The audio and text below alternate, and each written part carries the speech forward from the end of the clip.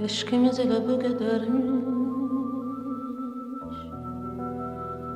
məhəbbət qürbətə gedərmiş. Bilməzdim, bilməzdim, bilməzdim.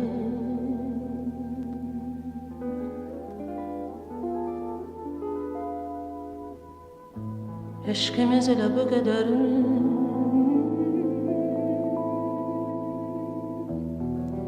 məhəbbət qürbətə gedərmi? Bilməzdim, bilməzdim, bilməzdim.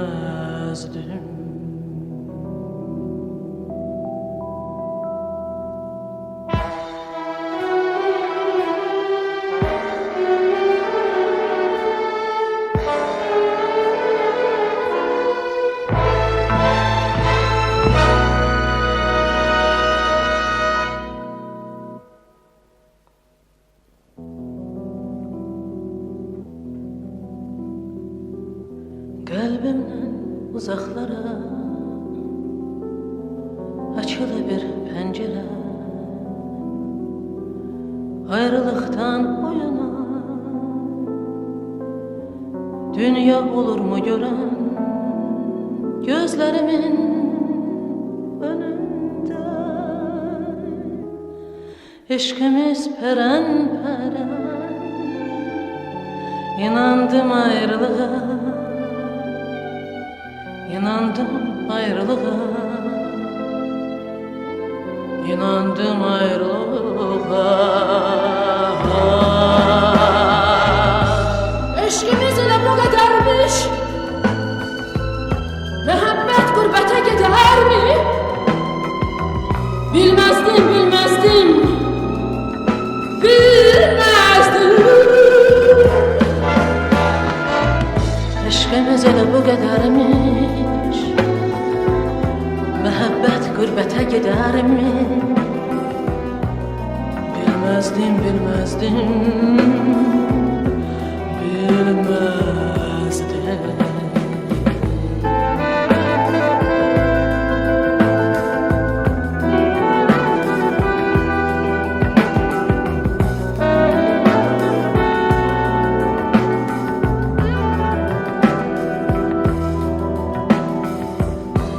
Bu illərin içində mən də qocaldım tamam. Sənsiz nəğmələrimdə yalan, hamısı yalan. Ayrılığın havası ağır olurmuş yaman. İnandım ayrılığa, İnandım ayrılığa, inandım ayrılığa.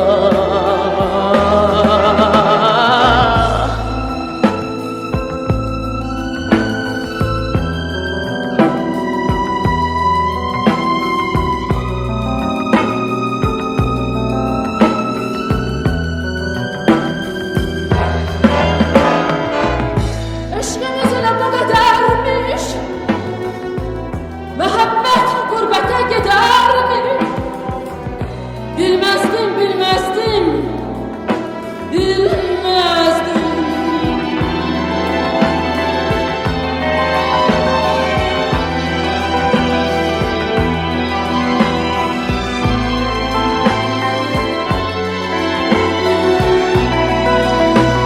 Gözlerimin önünde eşkimiz peren-peren. İnandım ayrılığa, inandım ayrılığa, inandım ayrılığa.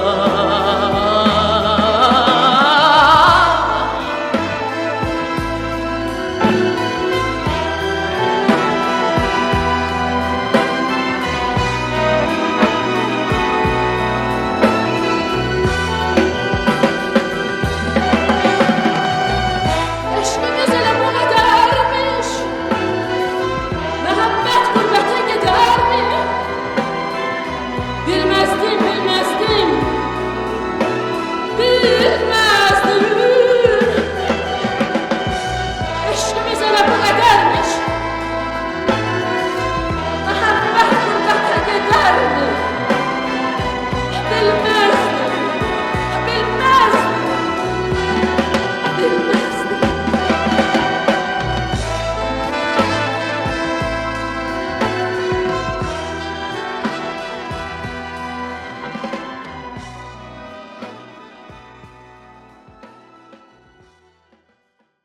Azərbaycanın və Türk dünyasının ən böyük müğənnilərindən biri olan Flora Kərimova, Elza İbrahimovanın İlahi Bilməzdim nəğməsini oxuyur. Özünə məxsus üsyankarlıqla, özünə məxsus ağrı ilə. Oktay Şamilin şeiridir. Son 100 ilin ən gözəl sevgi şeirlərindəndir bu şeir. Sevgisi rədd edilən, qəbul olunmayan, çox sevdiyi qızın başqa birisinə eyni duyğuları bəslədiyini öyrənən bir insanın fəryadıdır. Həm də vəziyyətlə barışmaqdır. Qəlbimdən uzaqlara açılı bir pəncərə, ayrılıqdan o yana dünya olurmu görən? Gözlərimin önündə eşkimiz pərən-pərən, inandım ayrılığa. Sevgimiz elə bu qədərmiş, məhəbbət qürbətə gedərmiş. Bilməzdim, bilməzdim, bilməzdim. Bu illərin içində mən də qocaldım tamam. Sənsiz nəğmələrim də yalan, hamısı yalan. Ayrılığın havası ağır olurmuş, yaman. İnandım ayrılığa. Uşaq sevgisi. Məktəb illərində çoxlarımızın yaşadığı və bugün bəzən gülə-gülə, bəzən də ağrı ilə xatırladığımız o ilahi hisslər. Bu sevginin kökündə nə dayanırdı? Nədən tanımadığımız, bilmədiyimiz, yaxud az tanıdığımız yaşıdlarımıza birdən-birə bu qədər bağlanırdıq, bu qədər heyran olurduq və bizə elə gəlirdi ki, dünyada onlardan başqa heç nə yoxdur və həyatımızın mənası da yalnız onlardır. Çox sevdiyimiz, darıxdığımız, görmək istədiyimiz hər şeyi bizə unutduran yaşadığımız qızlar. Oktay Şamil də belə bir sevgi yaşamışdı. 13-14 yaşlarında Bakıya gətirmişdilər onu, o Respublika müşavirəsinə. Ağsu rayonunun Bico kəndinin orta məktəbinin əlaçı şagirdi kimi, həm də şagird istehsalat briqadasının rəhbəri kimi. Və burada Naziləni görmüşdü. O dövrdə Oktyabr rayonu adlanan, indiki Yasamal rayonunun hansısa məktəbinin şagird istehsalat briqadasının rəhbəri gözəl Naziləni. Və hər şeyi unutmuşdu Oktay. Nazilədən başqa hər şey yadından çıxmışdı, dərsləri də buraxmışdı. Əlasıydım deyir onu görənə qədər. Sonra oxumadım. Naziləni görmək üçün Bakıya gəlir, texnikuma düzəlir, ticarət texnikumuna düzəlir. Bu böyük Bakıda Naziləni tapır və onların evlərinin yanında kirayə ev tutur. Ara bir Naziləni görmək üçün saatlarla pəncərə qabağında dayanır. Və bu kifayət eləmir ona, onu tez-tez görmək üçün Nazilənin oxuduğu universitetə qəbul olur. Və yalnız bundan sonra ürək eləyib bir dostu vasitəsilə sevgisini çatdırır Nazilliyə və gözlədiyi cavabı almır.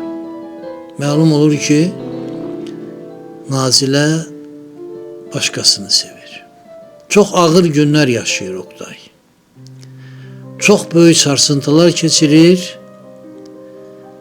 və sonradan o günlərin ağrısı keçəndən sonra, normal həyata qayıdandan sonra Naziləni böyük sevgi ilə, hörmətlə daim xatırlayır Oqtay. Və bu sevgini, bu hörməti bütün ömrü boyu daşıyır.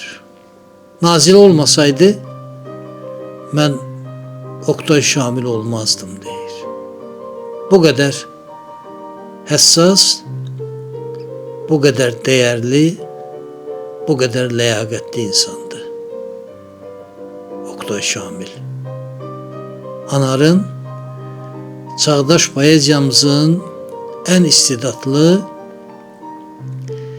ən iddiasız nümayəndəsi adlandırdığı dəyərli şairimiz Oqtay Şamil. Oqtay müəllim, xoş gəlmisiniz.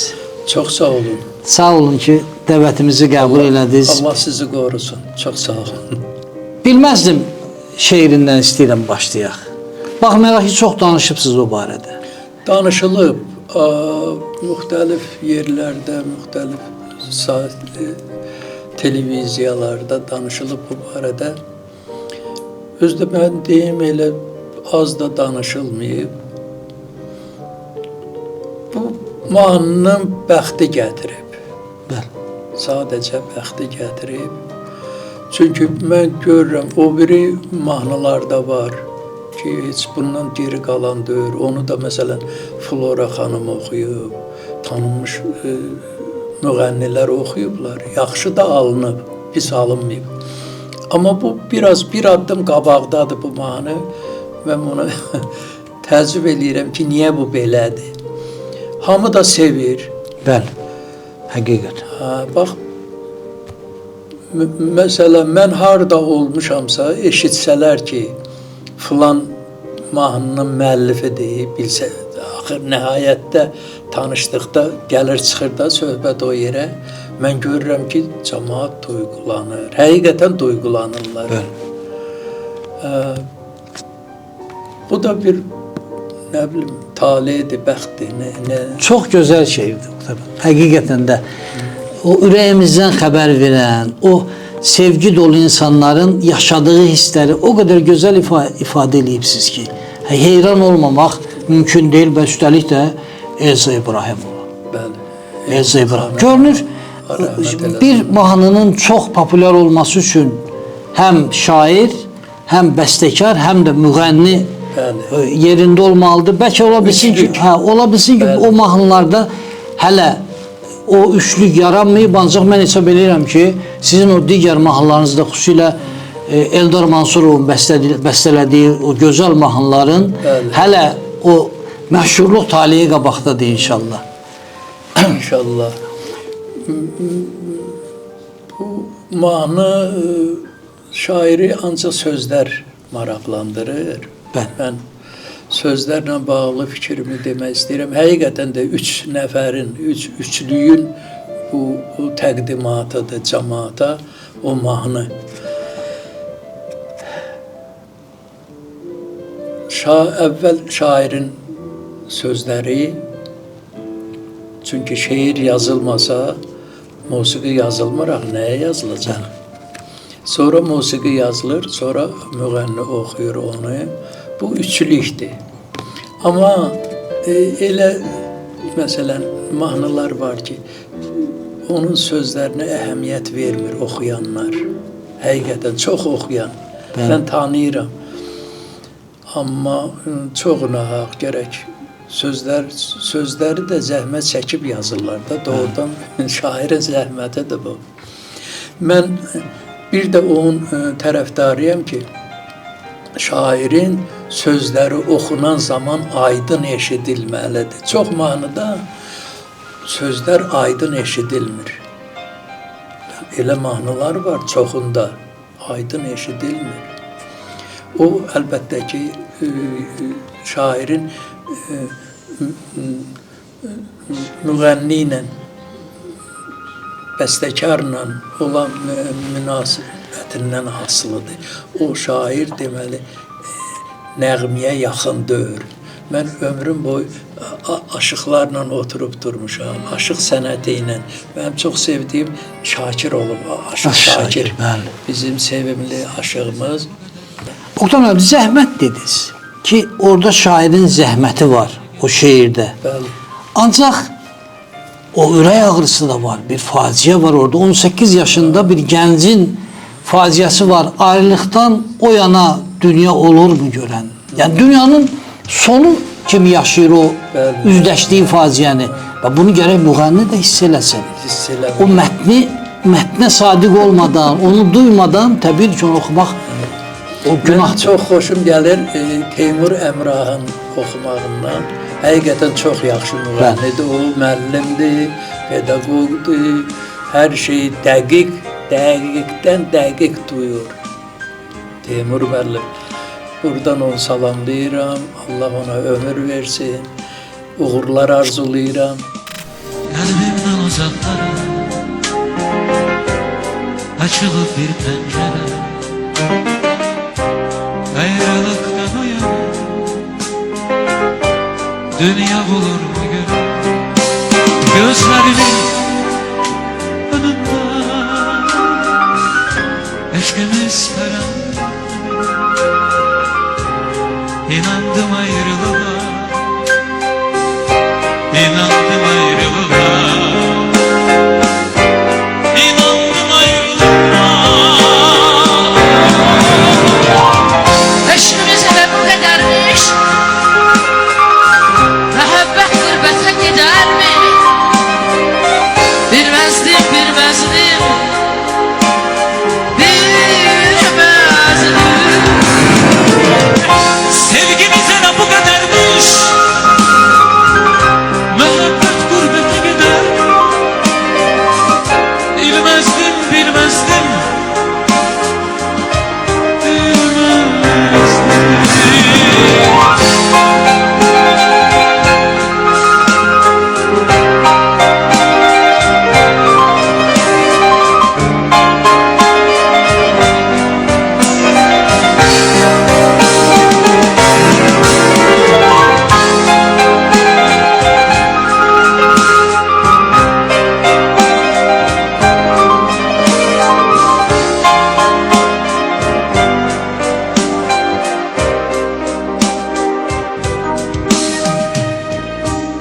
Bu illerin içinde ben de kocaldım tamam. Sensiz ne varım, yalan, hamısı yalan. Ayrılığın havası Ağır olurmuş yalan. İnandım ayrılığa. İnandım ayrılığa. İnandım ayrılığa. Eşkimiz hele bu kadarmış. Mehabbet gurbete gider mi? Bilmezdim, bilmezdim. Bilmezdim.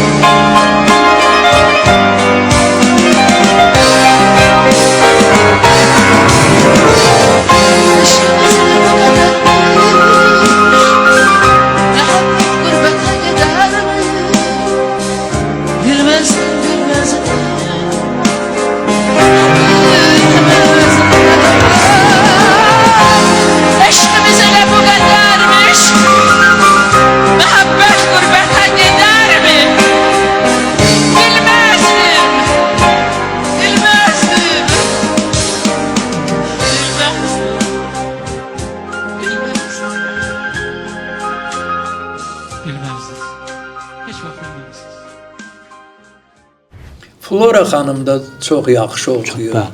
Sonra Elza o vaxtı rəhmətli mənə dedi, gəlmişdi bura, Lili Ivanova, Balqar müğənnisi. O da götürüb özü üçün oxumuşdu orada və plastinkasını göndərmişdi Elza xanıma. Aha. Filarmoniya konsertə gəlmişdi. Mən o vaxtı deməli rayonda idi, rayona getmişdim, nəsə işim vardı, mən gedə bilmədim. Elza xanım tək özü getmişdi və təqdim eləmişdi, həmən mahnını oxumuşdu. Türkiyədə Hayfi adında oxuyan var, o oxuyur. O da oxuyur. Oxuyub, bəli. Görəsən o YouTube'da Rəhmətli tam Nüsrət Kəsəmənli gətirmişdi, onu yazmışdı. Nüsrət tez-tez gedirdi Türkiyə o vaxtı. Yazıb gətirdi, onun da mahnılarını oxumuşdular. O özü üçün, özünkini də yazmışdı, mənkini də yazmışdı, gətirmişdi. onları görəsən tapmaq olar mı?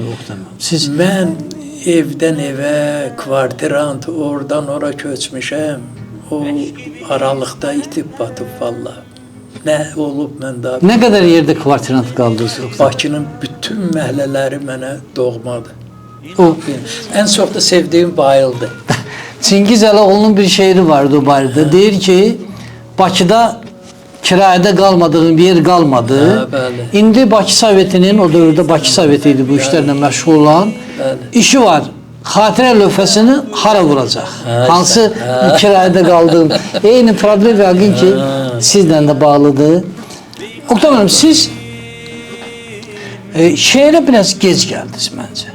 Yəni bəzən məktəb vaxtlarından görürsünüz ki, bildi-bilmədi yazırlar. Şeir nədir anlamadan yazırlar. Siz nisbətən 20 yaşlarında başlayıbsınız yazmağa. Mən də şeiri anlamadan yazmışam. Aha. Orta məktəbdə. Bəli. Və biraz da o bizim ləhcədə ləco deyirlər, ləco olmuşam, yumorlu olmuşam. Belə yumorlu şeirlər, amma onu da mətbuata çıxartmaq olmazdı. Rayon qəzetində zətdə belə. Sonra əsl şeiri ki, mən dərk eləmişəm yavaş-yavaş. Fikrət Sadıqla, Fikrət Qoca ilə tanış olmuşam. Əli Kərimlə tanış olmuşam. Məni Fikrət Qoca Əli Kərimlə tanış edib deyib, bizim cavan şairimizdir, filan deyib. Və o vaxtda belə yığıncaq zad eləyirdilər də, şairlər yığılırdı. Birinci badəni elə mənim sağlığıma işdilər ki, arzu eləyirəm. Əli Kərim onu da dedi ki, sən Şirvandansan, Şirvanlı gərək yaxşı yazsın şeiri. Sən şeirin yaxşı olmalıdır. O mənim yadımda qaldı. Oktay, Əli Kərim haqqında bir ağsaqqal kimi danışdınız. Yəni elə çıxdı ki, bir yaşlı bir adam bu sözü deyir. Halbuki cəmi 38 il yaşadı Əli Kərim. Və nə cür ad qoydu getdi, nə cür gözəl əsərlər yazdı və hər dəfə Əli Kərimin adı gələndə şedevrlər yazdı, qoydu getdi. Bəli, şedevr idi onun yazdıqları, Allah rəhmət eləsin. Dədə Sərdar vardı, Allah rəhmət eləsin. Mənim ona da şeirim var, Əli Kərimə də var, Rəsul Urziya da var. Və görüb tanıdığım, yəni o ürəyimdən keçən adamların hamısına mənim yazılarım var. heç bir qısqanclıq olmadan Heç bir riya. İndiki riyalar yox idi o vaxtı. O vaxtı riya yox idi. Var idi, bəlkə biz bilmirdik, cavan idik. Bəlkə də var idi.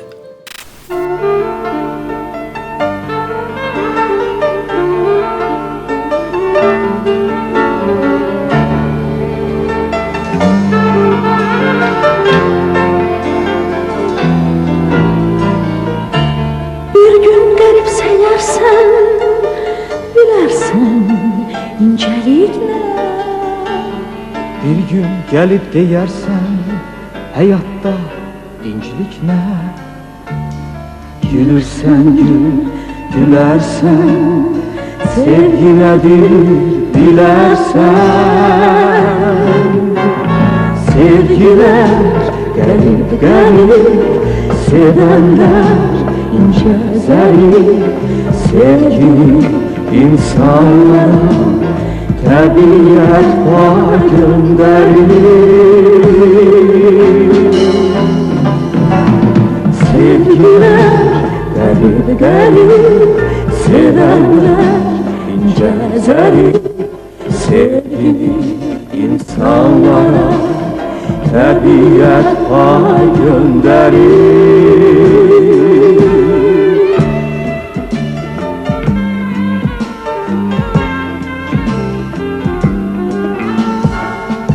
Sevgi yoksa bəs nədən gözlərin yaşıllanar?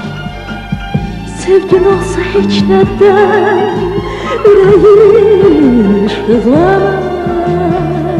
Gülürsən gül, gülərsən, sevgi nədir bilərsən. Sevgilər qərib qərib, sevənlər incə zərif. Sevgini insanlara təbiət pay göndərir. Sevgilər qərib qərib, sevənlər incə zərif. Sevgini insanlara təbiət pay göndərir.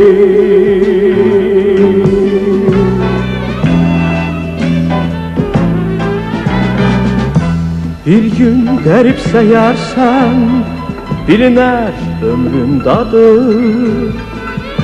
Bir gün gəlib deyərsən, dünya necə dünyadır. Gülürsən gül, gülərsən, sevgi nədir bilərsən. Sevgilər qərib qərib, Bilərsən, sevənlər incə zərif. gülürsən, Sevgini insanlara təbiət pay Gül, göndərir. gül, gülərsən. Barulede, barerura, barure, barure, barerulera, barulere berula.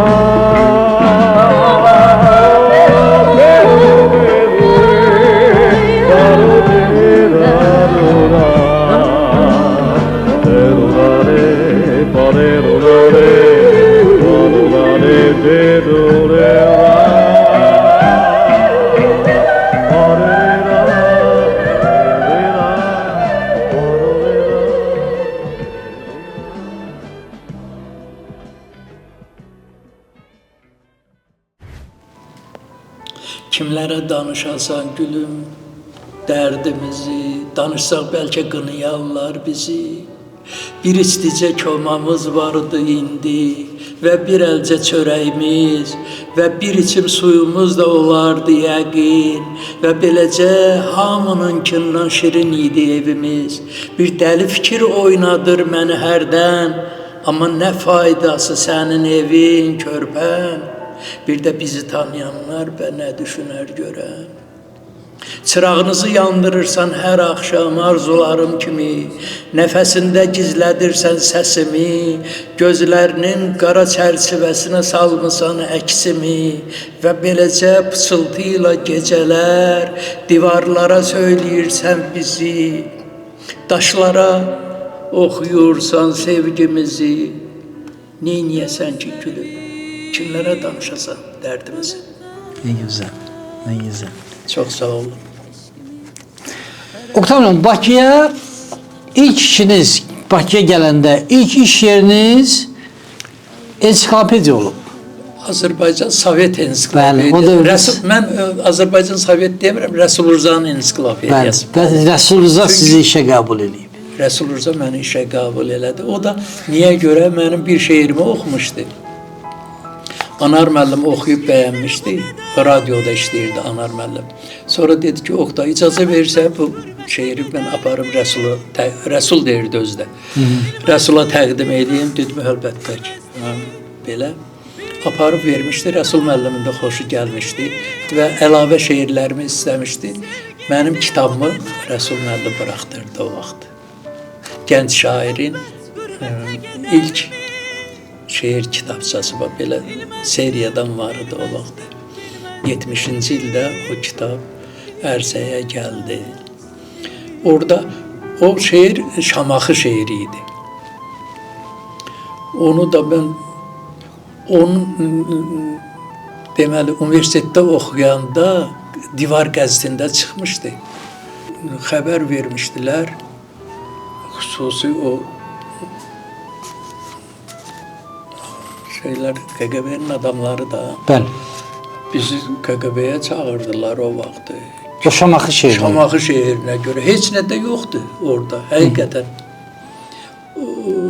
Yaxanı buraxmadı kör zəlzələlər, qanını sorub doyana kimi, uçurdu hər nəyim var torpağının şehir layına kimi. Dünənin Şama tayıydı Şamaxı, bugünün Bakının dağlı məhəlləsi. Neçə şəhərə doğula bilərdim, bəlkə də müsibətlərin olmasaydı. Qədim bir bayatısan dodaqlarda, uçulub hey tikilən şəhərim. Nə görməli yerin qaldı, nə göstərməli böyüyə-böyüyə kiçilən şəhərim. Qəm yemə Şamaxı, qəm yemə, dərdin sinəndə boğulsun. Şükür ki, şərabın var, iç, qəmin dağılsın. Belə bir şey. O şərabın adı neydi o dövrdə? Şamaxı şərabı. Yox, nəsə başqa adı yox idi elə, Şamaxı şərabı idi. Şamaxı vardı, mədrəsə vardı. Mədrəsə çox populyar idi. Hə. Şamaxı da vardı, mədrəsə də vardı.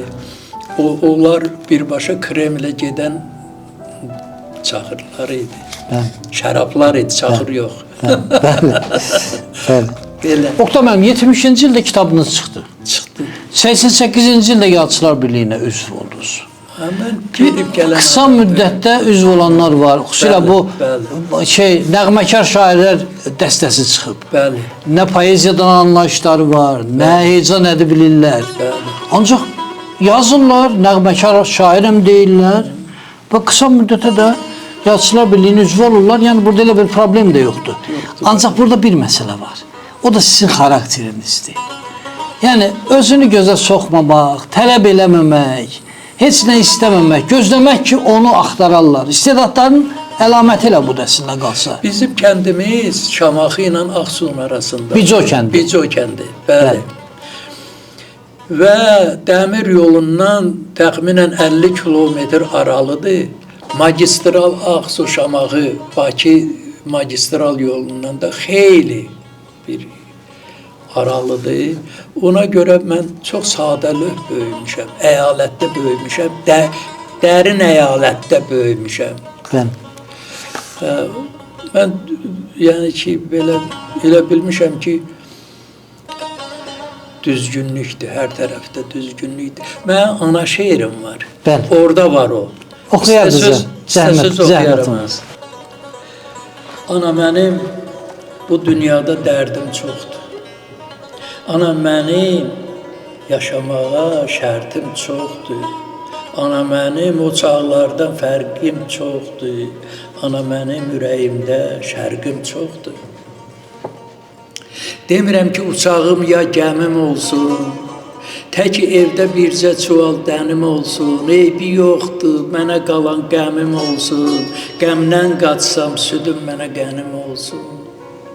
Bu dünyanın heç nəyində gözüm yoxdur, bu dünyada tək ölümə yozum yoxdur, ayaqlarım heydən düşdü, dözüm yoxdur, ayaq yalın, başı açıq yol gedirəm, sözüm yoxdur. Ana mənim damarımda qanım safdır, şükür olsun ki, illər döyən canım safdır. Qurdum biri, gəlib eli çalıb çapdı, çibin olan göz çıxardır, nə insafdır. Ana gəlib dünya belə ötüşərmiş, ömür keçər, vədə vaxtı yetişərmiş. Namərd mərdlə, mərd namərdlə görüşərmiş. Dost düşmənlə, düşmən dostla öpüşərmiş. Ana məni bu dünyada dindirməyin, gözü könlü tox yolumdan döndərməyin. Ana məni göydən yerə endərməyin, gözü görə bitməz yerə göndərməyin. Ana mənim saçım ağdı, sənə dardı. Sənin gözün yollardadır, gör haçaqdır. Ana yerdən, göydən bizə kədər yağdı. Ana insan niyə axı bir qonaqdır? Anam mənim, sözüm mənim, özüm mənim. Qəm yemə çox sənə baxır gözüm mənim. Döz biraz da viran qalan düzüm mənim. Gör bir nə var, nədir alın yazım mənim. Qayıt anam, qayıt gəl. Qıra uzaq yolları, uzalı qalmasın qoy. Həsrət çəkən qollarım tərs kimi baxmadı mı bəs? Deyincə gözlərinə əridim axmadı mı da? Doyunca düzlərinə bircə telin gözümdə dəyərdi yüzlərinə. Qayıt anam, qayıt gəl. Qıra uzaq yolları, uzalı qalmasın qoy. Həsrət çəkən qollarım, qayıt anam, qayıt gəl. Qıra uzaq yolları, uzalı qalmasın qoy. Həsrət çəkən qollarım. Eşidirsənmi məni? İndi bu an görəsən, yaxında da deyirsən. Bircə yol hay verəsən, möcüzə varsa əgər. Qapıdan sən girəsən, qayıt anam, qayıt gəl. Qıra uzaq yolları, uzalı qalmasın qoy. Həsrət çəkən qollarım.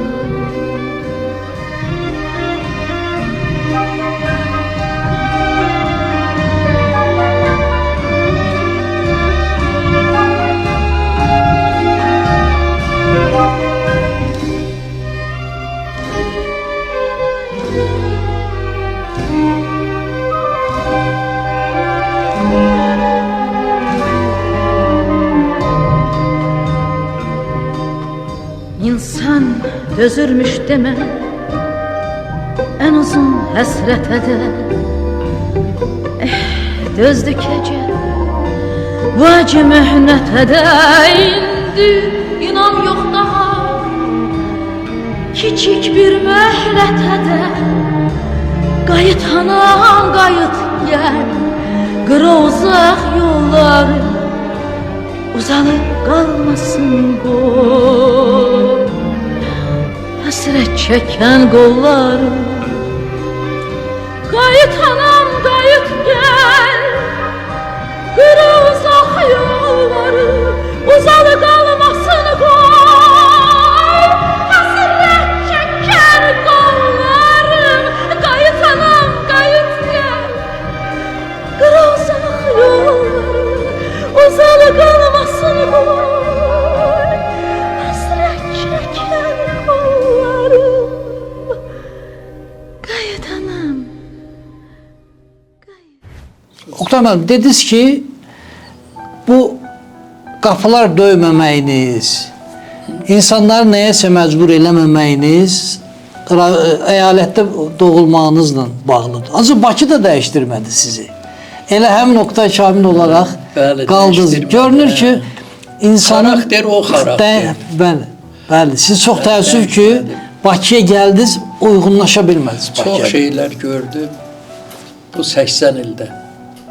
Amma yenə elə əvvəlki Oktayam ki, əvvəlki Oktayam. Mən dəyişməmişəm. Dəyişə Dünya bilmədiniz. dəyişib, dünya dəyişib, amma mən dəyişə Heç ürəyinizdən keçdimi uyğunlaşasınız, başqaları kim olasınız? Yox, vallahi olmadı. Çox çətinliklər çəkdim, əzablar çəkdim. Kirayələrdə qaldım. Bakıya qeydiyyat, propiska məsələsi çox çətin idi. Müsibətlər çək. Mənə 40 yaşına kimi, bəlkə 50 yaşına kimi deyirlər gənc şair. Bəli. Əvvəlimiz müharibə, axırımız müharibə. Bax, belə bir ömür talih qismət elədi bizə. Oktay müəllim, tədbirlərin birində, bu siyasi tədbirlərin birində, bizdə siyasətçilərdə də belə bir şey var. Məni partiya sədrlərindən biri gənc siyasətçi kimi təqdim elədi. Bəli. Mən də elə çıxıb etiraz elədim dərhal ki, gənc şairin keyfiyyətsizliyinə deyirlər. Çox təəssüf ki, bəzən yaxşı şairlərə də, özlərini gözə soxa bilməyən şairlərə də uzun müddət siz deyən kimi gənc şair dedilər. şair. Çox təəssüf. İndi Anar olmasaydı, mən açığın deyirəm, Rəsul Rza olmasaydı, mən itib batmışdım, tozun içindeydim. Anar, Elçin, Allah Elçinə də rəhmət eləsin. Allah Anar, rəhmət eləsin. Bəli. Anara can sağlığı versin. Onlar mən ev işlərimə onlar kömək elədi o vaxtı. Həsən Həsənov 26-ların birinci katibi idi. Elçin zəng vurdu ona. Anar SSR Ali Sovetinin deputatı idi. Bəli. O deputat kağızından verdi mənə həyan oldu. Və ilaxır və s. Bakı Sovetinin də sədri Əlizadə idi. Çox yaxşı kişilər. Sənan Əlizadə. Sənan Əlizadə, bəli. Yaxşı insanların bəli əhatəsində idik. Ona görə də qardaş evdə aldım, amma çox çətinliklə aldım da. Mən Lenin mavzoleyinə yazıb, ərizə yazıb ev almışam. Siz də mavziləyə yazıbsınız. Bəli. O karvana siz də qoşuldunuz. Hə, bəli. Bəli. Sonra məni axtardılar. Mən özdə ən yaxşı yerdə mənə ev verdilər. İndi satdım o evi, çünki uşaqlar böyüdü, onlara da ev lazımdır. Emin. Bax, belə olub, əhvalat bu cür olub. Oqtam hanım, verilişi elə sizin o gözəl şeiriniz yazılmış mahnı ilə başladıq. Bəxtər Vahabzadə yadıma gəlir bir verilişdə. Bəstəkarları tənqid eləyirdi ki, bəzən musiqini yazırlar və sonradan şairə müraciət eləyirik ki, bir balvanka yaz. Bəli, bəli. Və hətta bir misal da çəkdi. Andrey Babayevin Aqronom oğlan mahnısını oxudu. Kəndimizə gələn aqronom oğlan Bəli. ki, musiqisi yazılıb, sonradan mətn yazılıb. Heç siz də belə balvanka yazıbsınızmı? Yox, mən onun əleyhinə olmuşam. Mən nə qədər mənim sözümə, məsələn, çoxdur, 9-dur, 10-dur, bilmirəm, mahnıdır, hamısı şeirə yazılıb. Əvvəl şeir yaranıb, sonra musiqi yazılıb və oxuyublar. Nə bilim, vallahi, mən onun əleyhinəyəm ki, əvvəl musiqi alınmır, o yaxşı alınmır. Amma o aqronom oğlan yaxşı alınıb. Həqiqətən yaxşı Acıq hiss olunur. Misal üçün Bəxtər Vahabzadənin özünün də bir şeirindən sonra balvanka kimi istifadə eləyiblər. Bir bulağın iki gözü, biri sənsən, biri mən. O Əhsən Dadaşovun bəstələdiyi rəngdir. Ay sağ ol. Sonradan o mətni ona uyğunlaşdırıblar. Ancaq indi Bəxtər Vahabzadə yəqin ki, sifarişlə yazmayıb, yoxsa tənqid eləməzdi yəqin ki. Bəli, elədir. Bəxtiyar müəllim əlbəttə bizim böyük şairimizdir. Məmməd Araz bizim böyük şairimizdir. Onların sözləri oturur mətnə, musiqiyə yaxşı oturur onların sözləri. Vaqif Səmədoğlu'nun sözləri, Rəsul Rzanın sözləri, Fikrət Qocanın sözləri və ilaxır və Nəbi Xəzrinin sözləri yaxşı oturur. Amma məsələn, el adam var, yaxşı şairdir, mahnıya oturmur onun sözləri. Bu da var. Mənim dostlarım var, adını çəkmək istəmirəm. Misal üçün, İslam Səfərli çox qısa ömür yaşadı. Ancaq görün onun nə qədər şeirinə mahnı bəstələdi. Və daha çox mahnı mətni müəllifi kimi tanınır. Nəğməkar şair bax o idi. Bəli, İslam Səfərli. Nəğməkar şair o idi, bəli. Allah rəhmət eylesin. Onun bir gözəl şeiri var. Hanı o izlər, hanı göy düzlər, gəncliyim yoxsa tərk edib məni. Ləpirlər dolub, görünməz olub. Gəl uşaqlığım, gəzirəm səni. Hamımızın yaşadığımız, yəqin ki arada kəndə gedəndə o hissləri siz də yaşayırsınız. Bəli, elədir. Məndə birazca ayrı cürdür, bilmirəm da. Nətər ayrı cürdür. Məsələn, Bico kəndində doğulmuşam da. Bicoya mənim şeirim var. Deyirəm ki, salam Bico, xoş görmüşük müdürük qoca. Və belə başlayır və sonra gedir. Yəni nə bilim mən onu necə izah edə bilərəm. Biraz fəlsəfiyə meylim var. Fəlsəfi şeirlərə meylim var. Amma cəmaət indi istəyəndə məsələn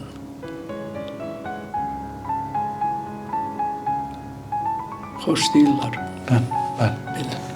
Oktay müəllim, bugün Azərbaycanda ən çox tənqid olunan strukturların siyasi tutulsa, yəqin ki, deyək ki, Əmək və Sosial Müdafiə Nazirliyindən başlamış, digər nazirliklərin, idarələrin də adı gələr və ortalarda ən azı Yazıçılar Birliyi olar.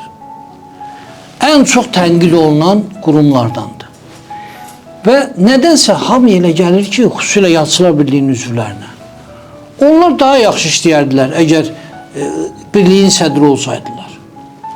Bir şey nəzərə almırlar. Ümumiyyətlə bu birlikləri adətən dövlət maliyyələşdirmir. Dövlət büdcəsindən vəsait ayrılmır. Və yəqin ki, yaxşı xatırlayırsınız. Azərbaycan Xalq Cəbhəsi hakimiyyətdə olanda hətta Anar məcbur olub Türkiyəyə getmişdi. Bəli, bəli. Çünki heç bir kömək yox. Büdcə heç qəbul olunmadı o il. Ümumiyyətlə bu yeganə hadisədir ki, dövlət büdcəsi olmadan işləyib dövlət. Bəli. Və bu gün də Yazıçılar Birliyi nəsə eləyirsə, yazıçılara deyək ki, təqaüd verir müəyyən qədər gənc yazıçılara, Bəli. evlər verir. Bəli. Sonra müəyyən Yazıçılar Birliyinin obyektləri var ki, onlar təmir olunub yazıçıların istirahəti üçün. Bəli. Bu hamısı Anar müəllimin nüfuzunun hesabınadır. Onun xidmətləridir, bəli. Bir nəfər də mənə dedi, sizin dediyiniz bu fikri o adam da təsdiq eləyir. Bəstəkardır o. Mənə dedi ki, Oqtay, sizin o birliyiniz gövdədir, əsasdır və bizim birliklər rəssamlar ittifaqıdır, bəstəkarlar ittifaqıdır. Ona elə hesab edin ki, söykənib dayanıb. Anar müəllimi çox incitdilər doğrudan. İndi başlayıblar onun qədrini bilməyə. Amma yaxşı ki, siz mənim yadıma saldınız, o vaxtı Elçi bəyin hakimiyyəti dövründə cəbhəçilər hücum çəkirdilər Yazıçılar Birliyinə. Hamısı da yox ha, cəbhəçilərin əlbəttə mən çox istəyirəm. Amma elələri vardı, hücum çəkir, deyirdi ki, biz oturmalıyıq burada, bu kresloda biz oturmalıyıq. Yazıçılar, cəbhəçi yazıçılar. Yazıçılar Birliyinin rəhbəri olmaq xəyalıyla yaşayanlar bir şey bilməlidirlər. Dövlətin bu qurumu maliyyələşdirməsi uzun çəkə bilməz. Əlbəttə. Çünki dünyanın heç yerində bu cür birliklər dövlət tərəfindən maliyyələşmir. Ona görə nə qədər ki, Anar müəllim bu yazıçılar üçün, dövlətimiz üçün yaxşı işlər görə bilir, onu qiymətləndirsinlər, Əlbəttə. ona dəyər versinlər.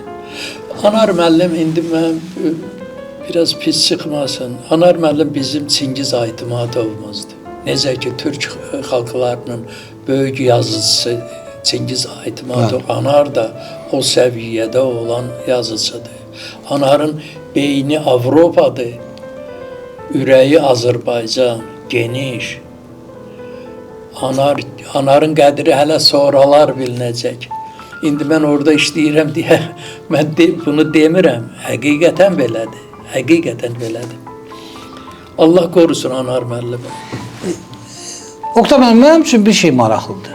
Siz Rəsul Uza ilə bir yerdə işə başlayıbsınız Bakıda. Bəli.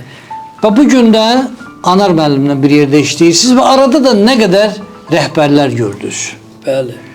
Ümumiyyətlə bu rəhbər şəxsiyyəti, rəhbərin insanlara münasibəti barədə sizin fikirləriniz mənim üçün çox maraqlıdır. Çünki fərqli rəhbərlər görübsünüz. Rəhbərlər olsa da adamlar var ki, özünü çəkir. Bəli. Rəsul Urzada o yox idi. Rəsul Urza kimi sadə adam elə bir özü idi. Həm də Rəsul Urza məsələn müdrik adam idi. O müdriklik Anarda da var. Anar da sadə adamdı. Amma müdrikdi. Amma müdrikdi. O elə belə adam. Azərbaycanın say seçmə ziyalılarından biridir. Anar. Heyf o qədrini bu cəmaat hələ yaxşı dərk eləmir, bilmir. Allah ona ömür versin, bəli. Belə daha indi cavanların arasında yaxşı yazanlar çoxdur, həqiqətən. İntihas ola bilər ki, mən tanıyım ya tanımayım. Məsələn, Mina Rəşid var, şəhid evladıdır, Ağdamlı qızıdır. O çox gözəl uşaq şeirləri var, çox gözəl şeirləri var, yanğılı şeirlərdir. Təbii ki, Qarabağlıda o alınmış torpaqların həsrətini çəkən adamdır. Mən onun haqqında yazmışdım o vaxtda, indi də bunu burada təkrar eləmək istəmirəm. Sonra Əfşan var, Yusif qızı. Əfşan Yusif qızı. Onun bir povestini mən redaktə eləmişdim. Azərbaycan jurnalına verdik, çap olundu. Çox gözəl ifadələri, kolorit, dil. Bu qızda çox yaxşı dili var, koloriti var. Və bir də mənim dostum, bizim böyük şairimiz Fikrət Sadıqın qızı var, evlad yadigarı var. Aysel Fikrət çox gözəl şairdir, çox gözəl şairdir. Onların son illərdəki uğurları məni həqiqətən sevindirir. Və bir nəfər də var, görüm onun adını, çox yaxşı şairədir, o da Şəfəq Sahibli. Mən açığı ədəbiyyat qəzetində oxudum o şeirlərini, valeh oldum. Necə gözəl şeirləri var onun. Allah qorusun hamısını, uğurlar arzulayıram hamısını. Oktay Bey, çox sağ olun.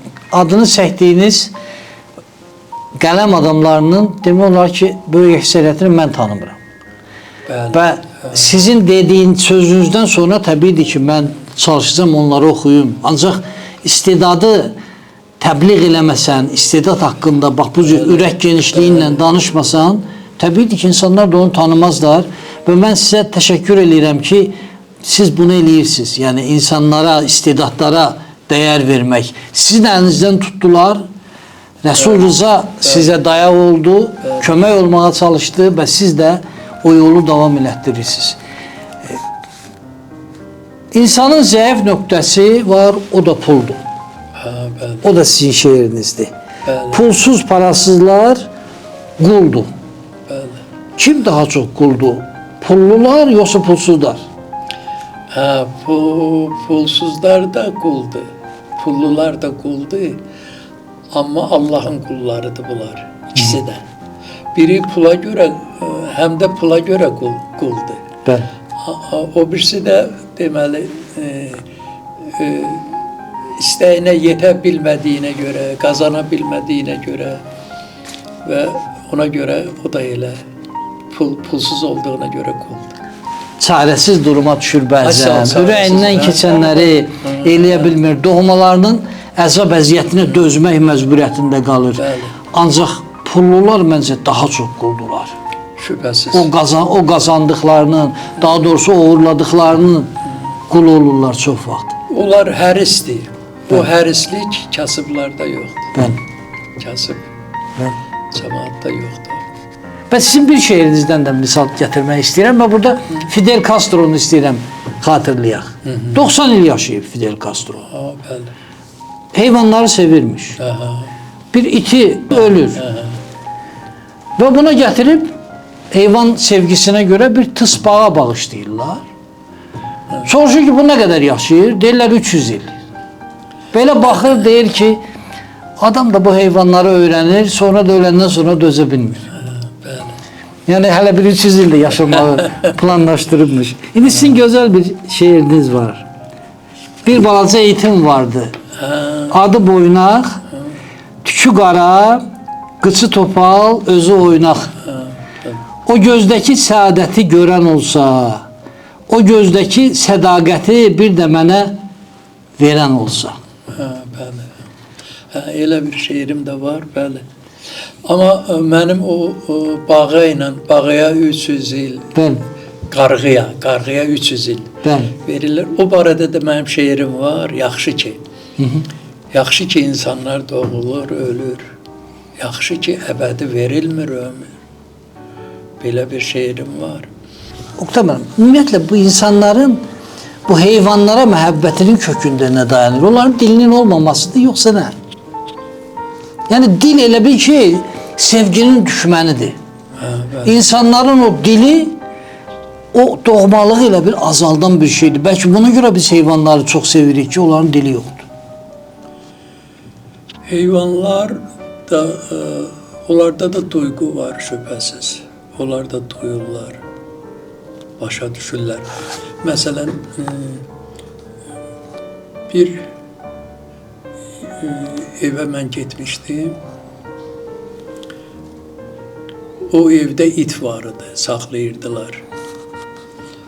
Sonra bir nəfər də gəldi, o Rus evi idi, it saxlayırdı. Bir nəfər də gəldi, it başladı narahat olmağa. Bu adam gələn kimi narahat oldu və görünür dartınırdı, eləyirdi. Hətta evin içində, öz xazeninin yanında. Sonra o oğlan gedəndən sonra dedi ki, bu itlər bilir ki, kim yaxşı adamdır, kim pis adamdır. O adam deyir, pis adam idi, gəldi bura. Ondan nəsə... O negativ enerji. Negativ enerji, bəli.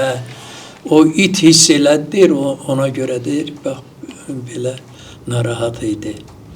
İndi itlər, ümumiyyətlə, atı özü də hiss eləyir, öz yiyəsini tanıyır. Və belə də heyvanlarda əlbəttə ki, dil yoxdur indi. Bu da belədir də. Və sizin o itinizlə bağlı nəsə deyəcəyiniz bir söz var mı? Onu ki, şeir həsr edirsiniz. Heç o mənim yadıma düşmür. Mənim də itim var, amma balaca itdir, çox balaca. Çox balaca itdir. Onun adı Biden'dir. Amerikan prezidentinin adını qoymuş. Bu oynaq nədir? Oynaq o kətdəki itimdir. O kətdəki itimdir. Deməli, itə Biden adını qoyubsunuz. Biden. Üzr istəyirəm, bir lətifə var. Deyir ki, itə qonşunun adını verir. Qonşu da məhkəməyə verir ki, məni təhqir eləmək üçün itinə mənim adımı verib. Hakim soruşur, deyir ki, qonşunu təhqir eləmək üçün veribsən o adı. Deyir, yox, iti təhqir eləmək üçün.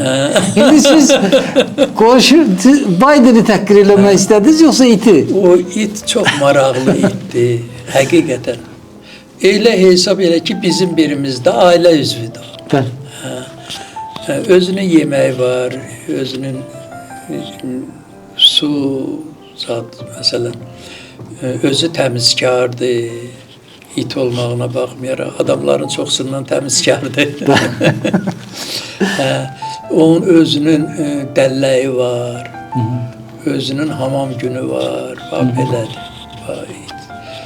Çox yaxşı itdir. O sevgiyə layiq itdir. Sevgiyə layiq itdir, həqiqətən.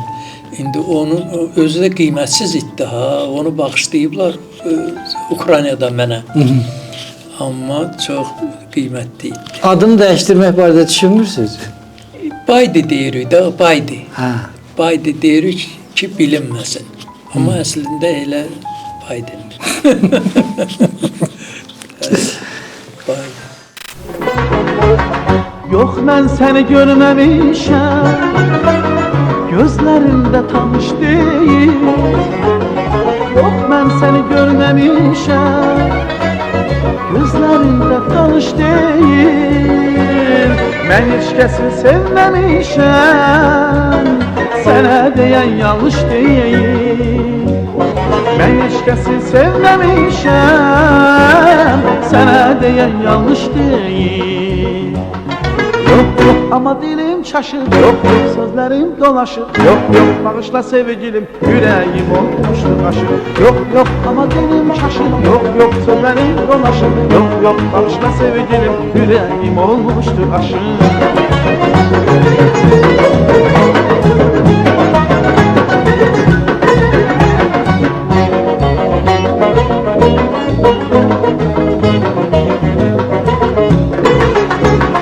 Yok yanlışta bir nakıştı, belki sevgilim yağıştı.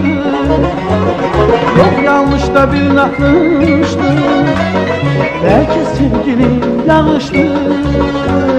Yok ay güzelle sözlerim, ne de gözlerim tanıştı. Yok ay güzelle sözlerim, ne de gözlerim tanıştı. Yok yok ama dilim çaşıp, yok yok sözlerim dolaşıp. Yok yok bağışla sevgilim, yüreğim olmuştur aşık. Yok yok ama dilim çaşıp, yok yok sözlerim dolaşıp. Yok yok bağışla sevgilim, yüreğim olmuştur aşık. Oktay Bey, şəhidlər haqqında sizin bir gözəl şeirinizi oxudum. Fərid haqqında. O mənim deməli əmimin nəvəsidir. Allah bütün şəhidlərimizə Allah rəhmət rəhmət eyləsin. Deməli ən son Şuşanın şəhididir. Şuşanı orada o qayalığa dırmaşan vaxtı dırmaşıb Xüsusi təyinatlı olub yəqin. xüsusi təyinatlı olub. Gedib orada deməli qətlə yetirilib.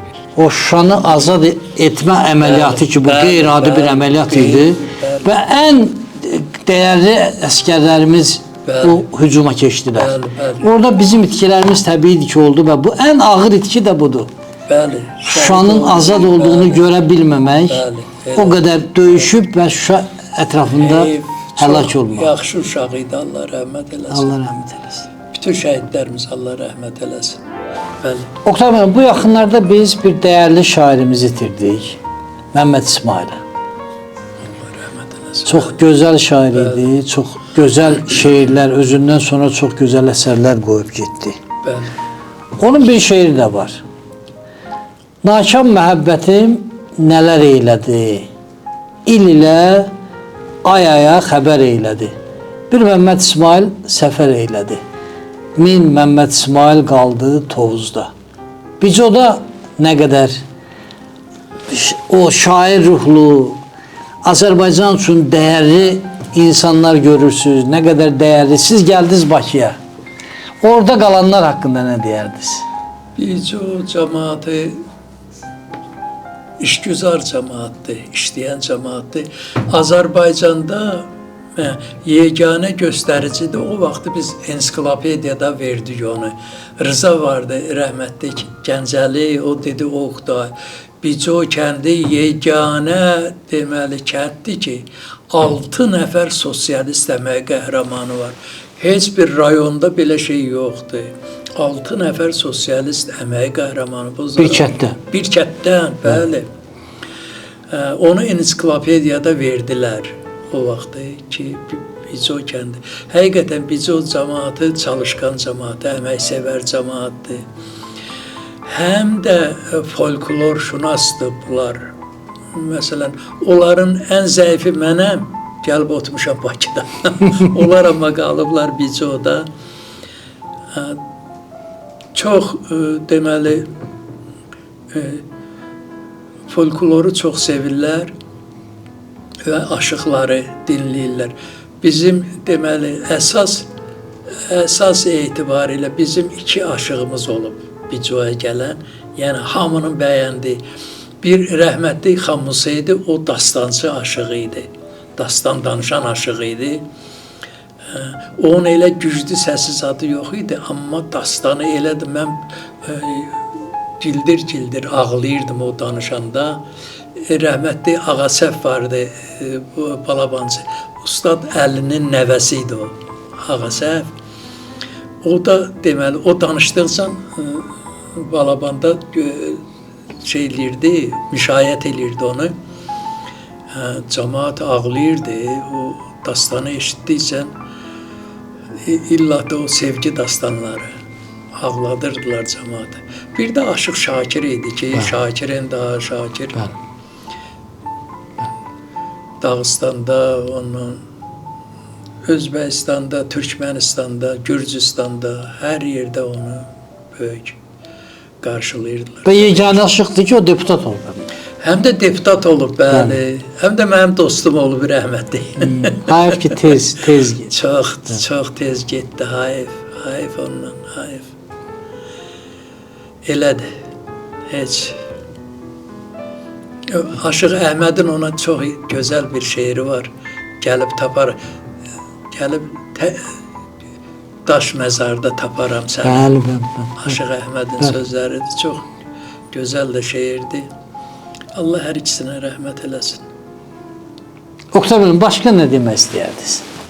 Ki, onun barədə danışmaq istəyərdiniz? Mən açığın deyim ki, siz Allah qorusun sizi, siz yeganə adamsınız ki, məni danışdıra bilirsiniz. Mənim danışmaqla aram yoxdur.